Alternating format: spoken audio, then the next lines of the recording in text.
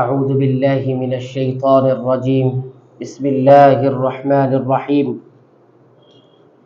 قد خلت من قبلكم سنن فسيروا في الأرض فانظروا كيف كان عاقبة المكذبين سورہ آل عمران آیت نمبر 137۔ تم سے پہلے تحقیق کی گزر چکی ہے اللہ رب العالمین کی سنتیں، لہٰذا زمین میں چلو پھرو اور دیکھو کہ جھٹلانے والوں کا انجام کیا ہوا۔ اس آیت کریمہ کے اندر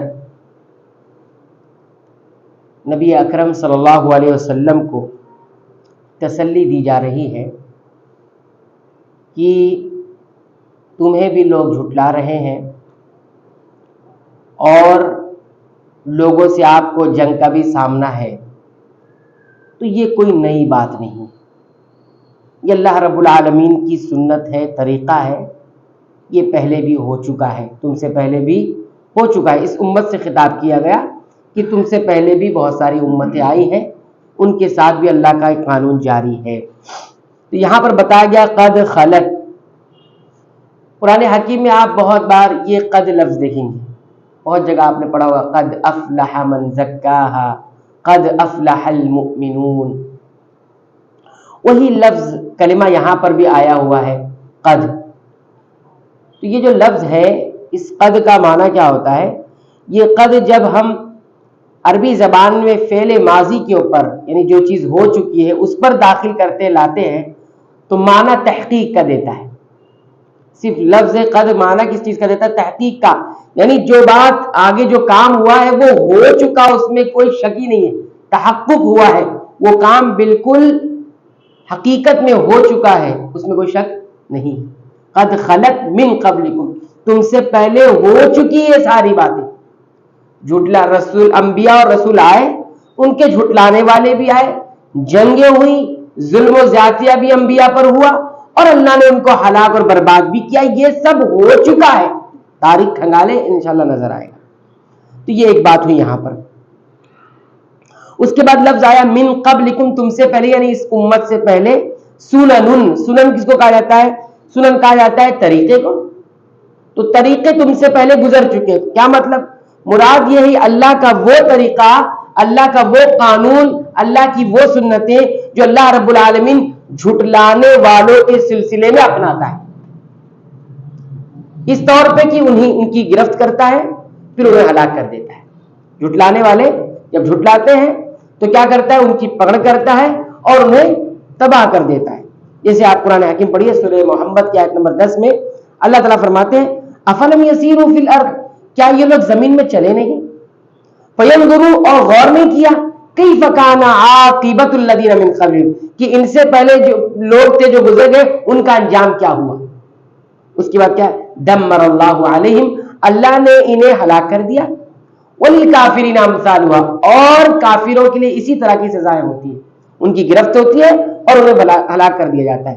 تو معلوم ہوا کہ وہ جو سنتیں تم سے پہلے گزر چکی، مراد کیا ہے؟ اللہ کا وہ قانون، اللہ کی وہ سنتیں، وہ طریقہ جو اللہ رب العالمین جھٹلانے والوں کو، انبیاء کو جھٹلانے والوں کے ساتھ اپناتا ہے، یعنی ان کی گرفت ہوتی ہے پھر انہیں برباد کر دیا جاتا ہے۔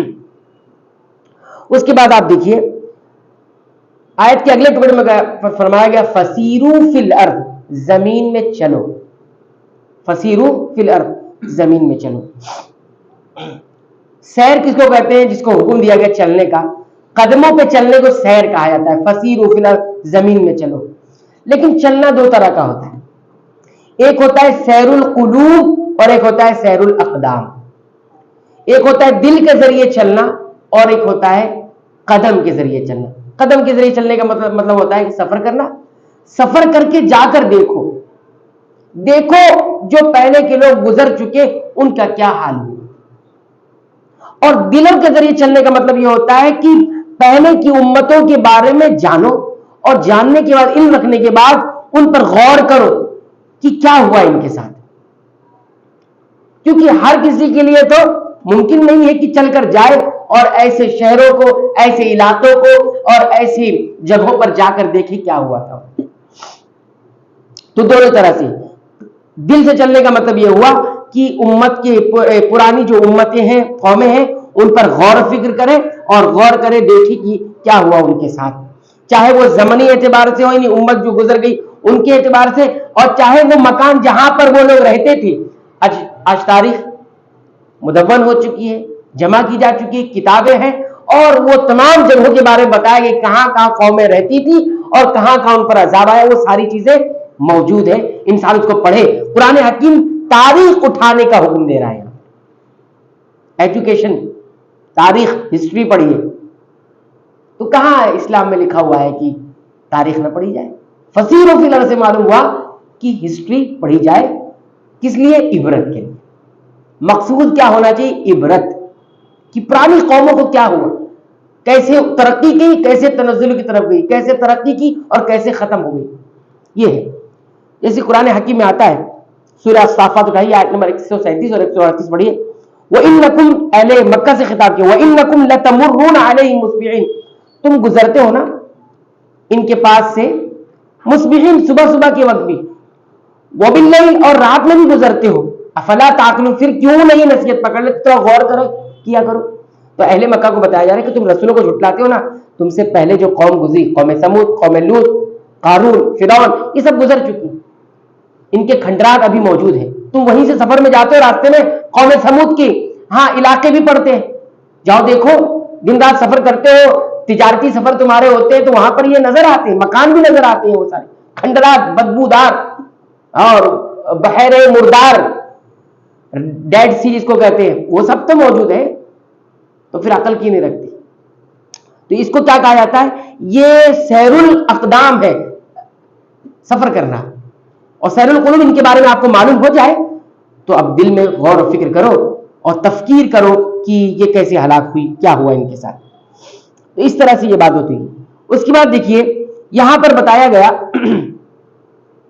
فَانظُرُوا كَيْفَ كَانَ عَاقِبَتُ، اور غور کرو کہ کیسے جھٹلانے والوں کا انجام ہوا. ٹھیک ہے. تو پہلے چلنے کا حکم دیا، تو چلنا بھی دو طرح کا ہوتا ہے. پھر حکم دیا دیکھنے کا. تو آدمی دو اعتبار سے دیکھتا ہے. ایک اعتبار کیا ہوتا ہے؟ دیکھنے کا آنکھوں سے. تو آنکھوں سے دیکھنے سے مطلب یہ کہ اس جگہ جا کر دیکھو، آپ مشاہدہ کرو اس کا، آنکھوں سے دیکھ. اور ایک ہوتا ہے بصیرت کی آنکھ سے دیکھنا، دل کی آنکھ سے دیکھنا، بصیرت کی آنکھ سے دیکھنا. کیونکہ بسا اوقات انسان کبھی کبھی تو دیکھنا بہت زیادہ کارگر ہوتا ہے. کسی چیز کو انسان دیکھ لیتا ہے تو بڑا یقین پختہ ہو جاتا ہے. صرف جانتا ہے لیکن دیکھ لیتا ہے تو اور یقین بڑھ جاتا ہے. اور بسا اوقات ایسا بھی ہوتا ہے کہ جو چیز وہ دل سے اور بصیرت کی آنکھ سے جان لیتا ہے، یقین کر لیتا ہے، دیکھنے پر بھی اس سے اتنا یقین نہیں آتا ہے. ایسا بھی ہوتا ہے نا. تو یہ بھی بات ہے. تو دونوں اعتبار سے آپ غور رکھیں.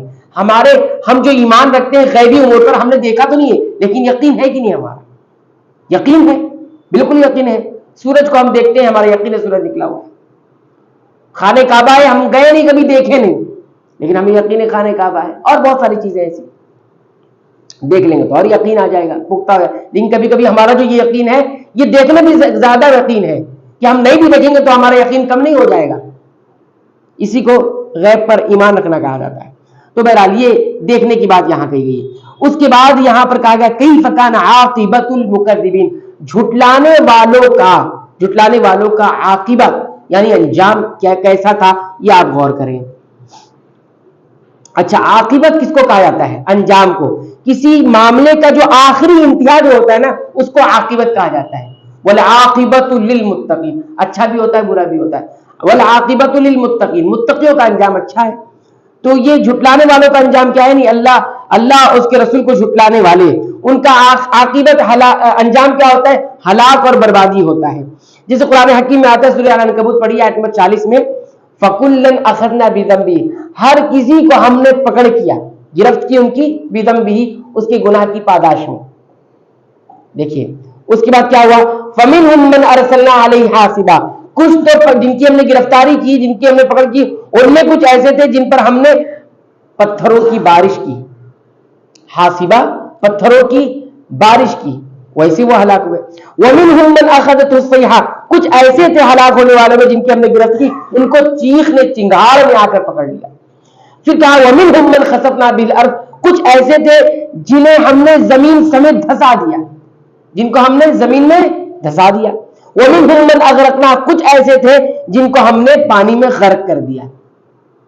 وَمَا كَانَ اللَّهُ لِيَظْلِمَهُمْ، اور اللہ کی شان نہیں کسی پر ظلم کرتا ہے، یہ خود اپنے آپ پر انہوں نے ظلم کیا تھا تو یہ ہوا ہے. تو 4 قوموں کا ذکر ہے یا 4 طرح کے لوگوں کا ذکر ہے. ایک تو جن پر بارش، پتھروں کی بارش ہوئی. اس میں اہل علم نے کہا کہ قوم سمود بھی ہے، قوم لوط بھی ہے، دونوں کے بارے میں ذکر کیا گیا ہے. یہ دونوں قوموں کو پتھروں کی بارش سے، یعنی پتھر برستے تھے اور وہ ہلاک ہوتے تھے. اور بعض علماء نے کہا کہ اس کو انہیں وہ اٹھائے جاتے تھے اوپر لے جا کر، پھر اس کو گرایا جاتا تھا اور ان کے سر جو ہے دھڑ سے الگ ہو جاتے تھے. اس طرح سے ہلاک ہوا قوم سمود. جیسے تنے، کھجور کے تنے ہو کھوکھلے ایسے پڑے ہوتے تھے، سر نکل جاتا تھا. اور اسی طرح جس کے بارے میں یہ بتایا گیا کہ کچھ ایسے تھے جن کو چنگھاڑ کے ذریعے یعنی چیخ کے ذریعے پکڑا گیا، ان کی گرفت ہوئی. وہ کون لوگ تھے؟ یہ صالح علیہ السلام کی جو قوم جسے سمود کہا جاتا ہے وہ بھی ہے. انہیں بھی چنگھاڑ کی چیخ نے اس طرح سے انہیں ہلاک کیا.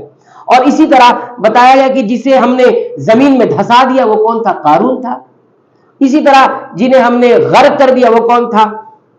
فرعون یا پھر نوح علیہ السلام کی قوم. نوح علیہ السلام کی قوم بھی پورے تباہ ہوئے غرق ہو کے، اور اسی طرح فرعون بھی غرق ہوا. تو یہ 4 سزائیں بتائی گئی. اس پر غور کریں.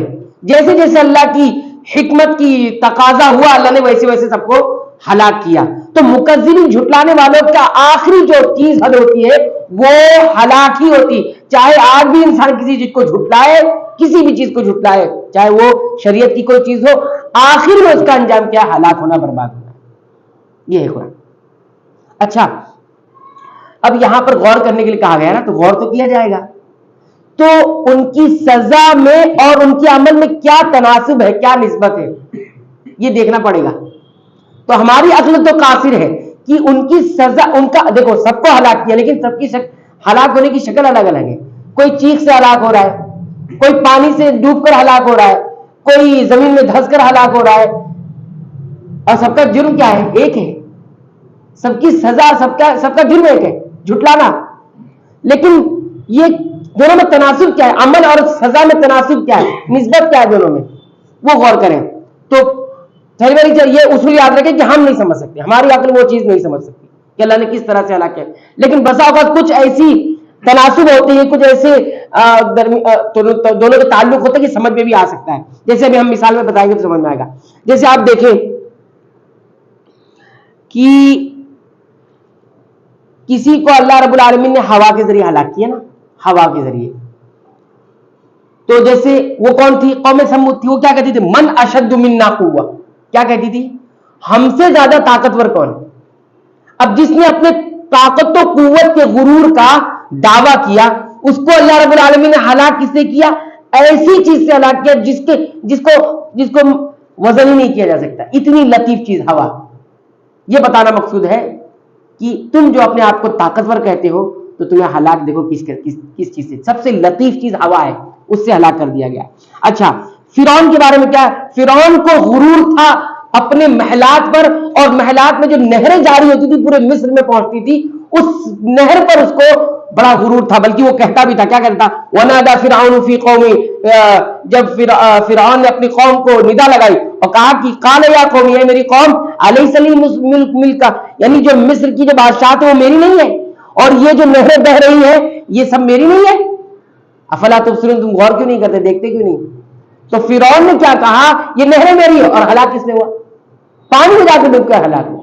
تناسب سمجھ میں آ رہا ہے آپ کو؟ عمل، ان کے عمل میں، جرم میں، اور تناسب دیکھیے، ان کو اس طرح ہلاک کیا.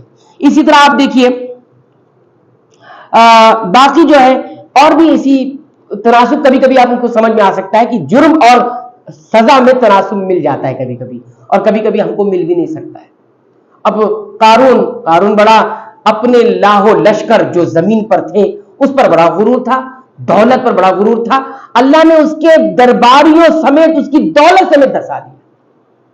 یہ جتنا غرور گھمنڈ ہے حاصل کیا، وہ سب کے سب زمین بوس ہو گیا. زمین بوس نہیں بلکہ زمین میں دھس گیا. تو آپ دیکھیں تھوڑا سا تناسب ہمیں سمجھ میں آتا ہے. تو کبھی کبھی یہ تناسب یعنی سزا اور اور عمل میں، جرم اور سزا میں کبھی سمجھ میں بھی آتا ہے، کبھی سمجھ میں نہیں آتا۔ بہرحال یہ جو آیت کریمہ چونکہ بتاتی ہے کہ غور کرنا ہے، تو یہ غور کرنے کی ایک چیز یہ بھی تھی کہ تناسبی حکم، جس انسان کا جرم جیسا ہوتا ہے اللہ اپنی حکمت سے اس کو سزا بھی ویسے ہی دیتے ہیں۔